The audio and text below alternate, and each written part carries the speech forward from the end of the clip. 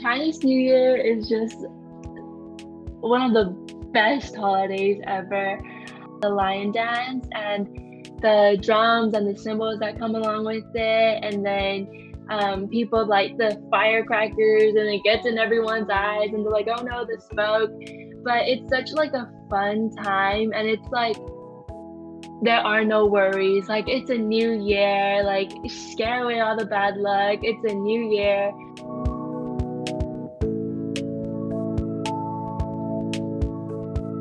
We would have incense burning and go to the temple to Baisan, what we call honor our ancestors, and take incense and paper money. We would burn the paper money for our ancestors.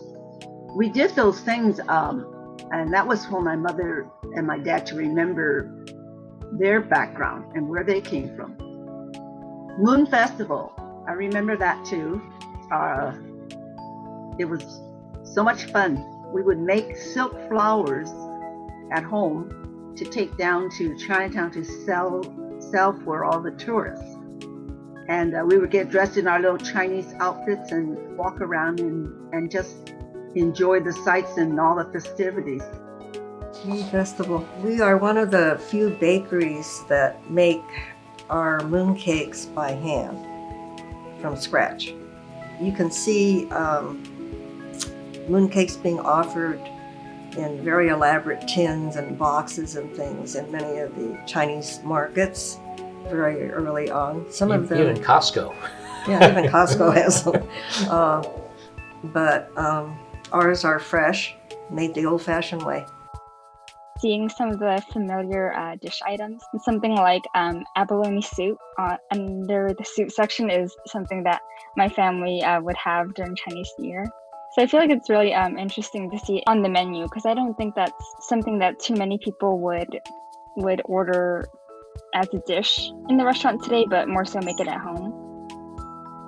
Something else that I noticed is like how the people dress, and it just reminds me a lot of my parents' photos and how they dressed when they were younger, and it's something that like my sisters and I like love to kind of base our outfits and use it as inspiration. So it's like really cool to see those photos and how we still kind of dress similarly to that today.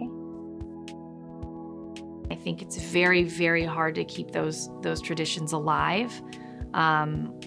Just as the generations grow and grow and grow, it gets more and more diluted, right? And so you really need someone. It takes a lot of energy to keep it alive. You know, and especially as families grow and they kind of separate or grow apart physically, their locations, how do you keep everybody together? I feel very, very fortunate that my generation is kind of starting to look back, because they're looking back in order to look forward. And there's such an appreciation of what has happened, and they only want to make it great. So I think that this is just the beginning.